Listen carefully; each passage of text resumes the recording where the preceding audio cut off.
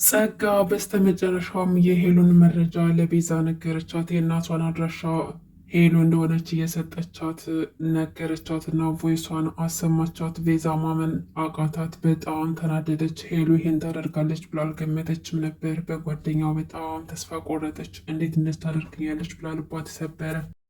ቀስቴ ቹቻን ደረሰባት።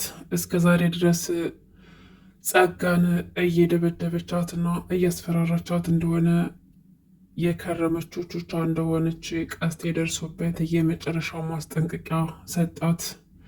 እመኚ ፎንቃዬ፣ ካሁን በኋላ እኔ ከአንቺ ጀርባ እየተከታተልኩሽ ነው። የእውነትም አንቺ ሆነሽ ካገኘሁሽ አለቅሽም፣ የመጨረሻ ነው የምንጣላው ብሎ ማስጠንቀቂያ ሰጣት። ቹቻ እንግዲህ በጓደኛው በኩል ጸጋን እየደበደበቻትና እንዲሁም ደግሞ ንስሐ ግቢ እያለች የምታስፈራራት ጸጋን መከራውን እያሳየቻት ያለችው ቹቻ እንደሆነች የቀስቴ ጓደኛ ስለነገረው አሁን ላይ ትኩረቱን ወደ ቹቻ አድርጎ እያንዳንዱን እንቅስቃሴዋን እየተከታተላት እንዲሁም ደግሞ መንገድ ላይ ሁና ቱታዋን ለብሳ እንደተለመደው ተሸፋፍና ጸጋ ልደበድባት ስትሄድ ደረሰባት። ቹቻ ቀስቴን ስታየው በጣም ደንግጣ ነበር። እንዴ ፎንቃዬ እየተከታተልከኝ ነው ማለት ነው አለችው። አዎ እየተከታተልኩሽ ነው። እያንዳንዱን እንቅስቃሴሽን እያየው ነው። ምን እየሰራሽ ነው? ምን እያደረግሽ ነው? እያደረግሽ ያለሽውን ነገር እንድትነግሪኝ እፈልጋለሁ፣ ካልሆነ ግን እጣላለን አላት። ቹቻም ደግሞ ምን እያደረግኩ ይመስላል? አሁን እኮ ወደ ስራ ሊሄድ ነው። ደግሞ የምሰራውን ስራ ታውቅ የለ እንዴ? ለዛ ነው እቤት ድረስ ከምለፋው ብዬ ብዙ በቀጥታ እንዴት ፈልጌ ነው ብላ ቀስቴን ለመሸወድ ብትሞክርም ቀስቴ ግን ሊሸወድላት አልቻለም። ጓደኛው ስለነገረው ስለጠረጠራት ጸጋ ልደበድባት እንደሆነ ስለገባው ይኸውልሽ ፎንቃይ፣ እኔ አሁን እየቀለድኩኝ አይደለም። ደግሞ ስራሽ ምን እንደሆነ አውቃለሁ። ለልብስ አጠባ እንደዛ አይለበስም። ቢሆንም ደግሞ እቤት ሄደሽ ልብስ ቀይረሽ መምጣት ትችል ነበር። አንቺ ግን በጸጋ ላይ ፋውል እየሰራሽ ያለሽ አንቺ ነሽ። እውነታውን ንገሪ ቢላት ምን አገባህ ነው ያለችው። እኔ ጸጋን ከጀርባ ሄጄ ማጥቃት ጅል እመስልሃለሁኝ እንዴ? እኔ ቹቻ ሰዎችን ከጀርባቸው እሞጋ እንዳልሆንኩኝ አንተን ጠንቅቀህ ታውቀኛለህ። ስለዚህ ባልሆነ ነገር ጊዜን አታባክን፣ አይገባህም ብላ ትታው ትሄዳለች። እንግዲህ ቀስቴ ቹቻ እንዴት ታደርጋለች ብሎ አልገመተም ነበረ።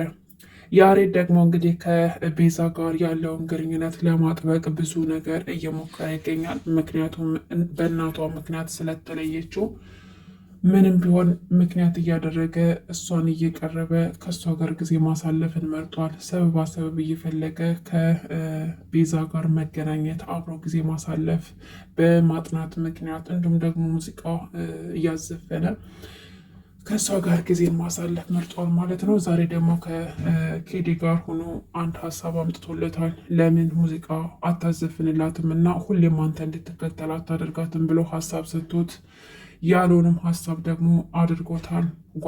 ጓደኞቹን እንዲዘፍኑለት በማድረግ መንገድ ላይ ጠብቆ ቤዛና ቹቻ እየሄዱ ባለ ሰዓት ነበር መንገድ ላይ ጠብቆ የዘፈንላት። ሰላም ሰላም፣ ውድና የተከበራችሁ የቻናል ቤተሰቦች እንዴት ናችሁ? ደህና ናችሁ? ለዚህ ቻናል አዲስ ከሆናችሁ ሰብስክራይብ በማድረግ ቤተሰቡ ነው።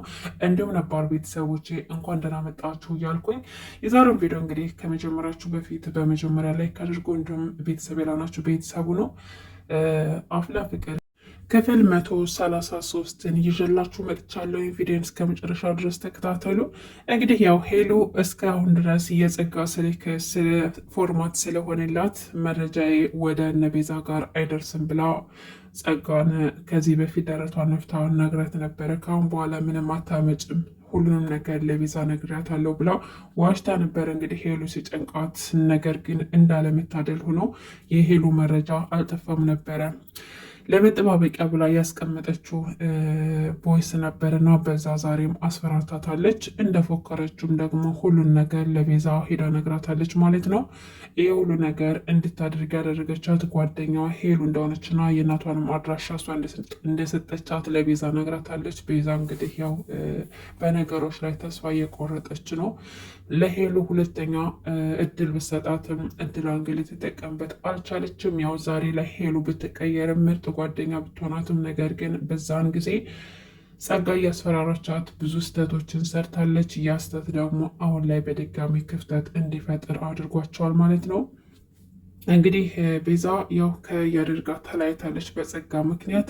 ለእናቷ በድጋሚ ከያሬድ ጋር እንደማትሆንና ትምህርቷን ብቻ ተከታትላ ትልቅ ደረጃ እንደምትደርስ ለእናቷ ቃል ገብታላታለች። ሄሉ ያሉበትን ነገር ብጠይቃትም ቤዛና ያሬድ ተገናኝተው ሁሌም መገናኘት እንዳለባቸው እና ያሬድ ነገሮቹ እየከበዱት እንደሆነ ብትነግራትም ቤዛ ግን ምንም አማራጭ እንደሌላትና ለእናቷ ቃል እንደገባችላት ነገረቻት። ግን እኮ ለያሬድ በጣም ይከብደዋል፣ ላንችም እንደዛ። ግን ጸጋ ሳታያችሁ በድብቅ ብትገናኙና እናንተም እንደዚህ ከምትጎዱ መፍትሄ ነው ያስባለሁ ብላ ብትላትም ቤዛ ግን እንደዛ ማድረግ አልችልም፣ ቢሆን ደስ ይለኝ ነበር፣ ግን በፍጹም ላድርገው አልችልም። ምክንያቱም ለማየ ቃል ገብቼላታለሁ ከአሁን በኋላ ከያሬድ ጋር ላልገኝ፣ በቀጥታ ትምህርቴ ላይ ብቻ ትኩረት ላደርግ ቃል ገብቼላታለሁ። ስለዚህ አሁን እየተደበኩኝ ከያሬድ ጋር ብውል ህሊና የራሱ ይወቅሰኛል፣ ሰላም አይሰጠኝም። ስለዚህ ከእሱ ጋር መራቅ ብቻ ነው ያለኝ አማራጭ እያለች ለሄሉ ነገረቻት። እንግዲህ ጸጋ ደግሞ ሄሉና ቤዛ አብረው ስታያቸው ደሟ ስለፈላ እነሱን ማለያየት ስለሆነ የምትፈልገው እጇ ላይ ያለውን መረጃ ለቤዛ ነግራ እንዲለያዩ አድርጋለች ማለት ነው። ቹቻ ደግሞ እንግዲህ ያው ቀስቴ ስለደረሰባትና ስለጠረጠራት ለተወሰነ ጊዜ ጸጋን ተወት ለማድረግ ወስናለች ማለት ነው። ምክንያቱም ቀስቴ እየተከታተለ ሊያጋልጣት ስለሆነ ማለት ነው። እንግዲህ ያሬድ ደግሞ ለቀስቴ ስለ ጸጋ አጣራ ባለው መልኩ እያጣራ ይገኛል። ነገር ግን በስተመጨረሻም ከጓደኛው ጋር ሆነው ቀስቴ ሲያፈላለግ ሲጠይቅ በስተመጨረሻም ጸጋን የሚያውቃት ሰው ተገኝቷል ማለት ነው።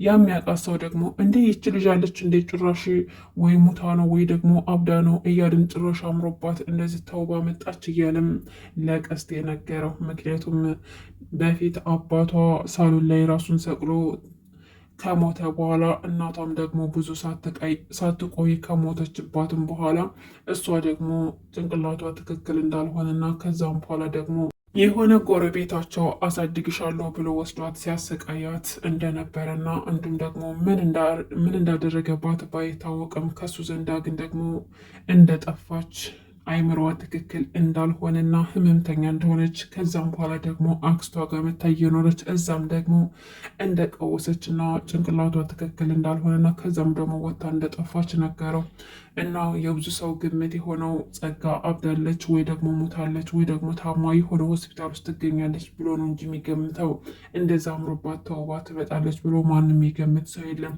አለች እንደ ግን የት ናት እያለ ሲጠይቀው ነበረ። እንግዲህ ጸጋ ከዚህ በፊት ለያሬድና ለነቤዛ የሰጠቻቸው ምክንያት በጎረቤታችን ተደፍሬ ቤተሰቦችን አጥቼ ተሰቃይቼን አደግኩት እያለች ያወራችው ነገር ምናልባትም እውነትም ሊሆን ይችላል። ምናልባትም ያ ነገር ታሪኳ በጣም ከባድ ስለሆነና በሰዎች ስለተከዳች በሰዎች ስለተበደለችም ሊሆን ይችላል እንደዚህ በሰው ላይ ጨካኝ ሊያደርጋት የቻለው። አንዳንድ ጊዜ የኋላ ታሪካችን በጣም መጥፎ ከሆነ ብዙ ጊዜ ለሰዎች መጥፎ እንድንሆን ያደርገናል። በቀል እናስባለን። ያ ነገር ገጥሟትም ሊሆን ይችላል። ጸጋ በቃ ሰዎችን ተዋደው ማየት አትፈልግም። ሰላማዊ ሆኖ ማየት አትፈልግም። የሁሉንም ሰው ሰላም መንሳትና ማለያየት ማስለቀስና እሷ የበላይ ሆና ሁሉንም ሰው ማዘዝ እና ማሰቃየት ብቻ ነው የምትፈልገው። እሱንም ደግሞ በትክክል እያደረገች ነው። ብዙ የሚዋደዱ እንደ ምሳሌ ቤዛና ያሬድ በጣም እየተዋደዱ እየተፋቀሩ ለገንዘብ ብላ ከያሬድ ከምታገኘው ገንዘብ ብላ እንግዲህ እንዲለያዩ አድርጋቸዋል ማለት ነው። ይህም አልበቃት ብሎ ደግሞ ጓደኛ ማቾችን ቤዛና ሄሉን እንዲሁም ደግሞ ቤዛና ቹቻንም ለማለያየት ሞክራ ነበረ።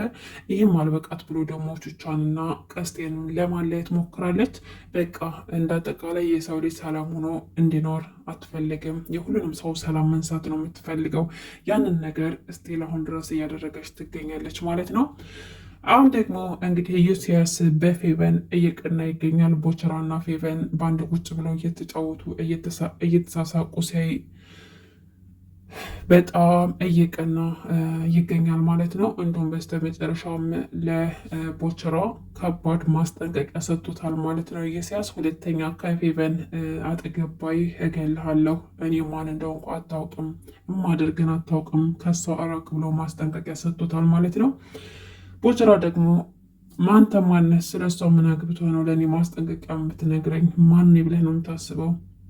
ቆይ ለሷ ምን ሆነ አንተ ምን ሆነ ለሷ ፎንቃ ሆነህ ወይስ ምንድነህ ብሎ ሲጠይቀው ኢዮስያስም ስለዛ ጉዳይ አይመለከትም፣ እኔ ከአንተ የምፈልገው ከእሷ እንድትርቅ ብቻ ነው። ሁለተኛ እሷ ጋር ባይ የማደርግን ነገር አታውቅም፣ እንደ ወንድ ፊት ለፊት ገጥመን ይዋጣልን፣ ከዛ ወንድነቴን አሳይሃለሁ ብሎ ዝቶበታል። ቦችራም ደግሞ እንግዲህ ከፌቨን ምንም አይፈልግም እህትነቷን ነውና እስኪ የምታመጣውን ነገር አያለው ብሎ ሊደባደቡም ቦክስ ተማዘው ነበር። ሚኪ መጥቶ ነው የገላገላቸው። ቦቸራ እንግዲህ በዋነት የማይወጣው ችግር ውስጥ እየገባ ይገኛል ማለት ነው። ፌበን ደግሞ ኢዮስያስን አታፈቅረው፣ ምክንያቱም የቤቲ ፍቅረኛ ስለሆነ ብላ ስለምታስብ፣ ነገር ግን ሁለታቸውም ውስጣቸው ፍቅር አለ። ኢዮስያስም እልክ ይዞት ነው እንጂ ፌበን በጣም ነው የሚያፈቅራት። ይገርማል። ያሬድ እንግዲህ ለቤዛ መንገድ ላይ አስጠብቆ ዘፍኖላት ቤዛን በጣም ደስ ብሏት ነበረ። አመሰግናለሁ ያሬዶ፣ ግን እንደዚህ ማድረግ እኮ አይጠበቅብህም ነበር። ቆይ ለምንድን ነው ከዚህ በላይ የምታስጨንቀኝ? በጣም እወድሃለሁ ብላ አቀፈችው። ያሬድም ደግሞ እሷ እንድትወደውና ውስጧ ትልቅ ፍቅር እንዳለ ተረድቷል። በቃ እኔ የምፈልገው ይሄን ነበረ ብሎ በቃ አሁን መሄድ ትችያለሽ አሏት። ምክንያቱም አይኗን አይቶ አይኗ ላይ ያለውን ፍቅር አይቶ የውስጧን ተረድቶ ብቻ መሄድ ነበር የሚፈልገው። ያሬድ በጣም ቤዛን እያፈቅራታል። ነገር ግን ቤዛ በጓደኛ ምክንያት ህይወቷ ተበላሸ ማለት ነው። ከዚህ በኋላ ቤዛ ምን ታደርግ ይሆን? ከሄሉ ጋር ትለያያለች ወይስ ደግሞ ይቅርታ አድርጋላት አብራ ትቀጥላለች ማለት ነው? አይታወቅም። እንግዲህ ምናልባችም የጸጋን ተንኮል ስለምታውቅ ለሄሉ ይቅርታ ልታደርግላት ትችላለች። ለሄሉ ግን በጣም ከባድ ነበረ። ጸጋው ቮይሱን ስታስዳምጣት በጣም ደንግጣ ነበረ።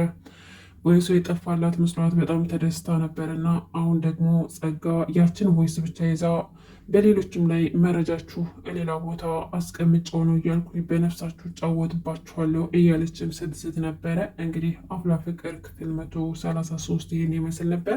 እስካሁን አብራችሁ ስለቆያችሁ ከልብ ነው የማመሰግነው። ለቤት አዲስ ከሆናችሁ ሰብስክራይብ ማድረጋችሁ እንዳትረሱ።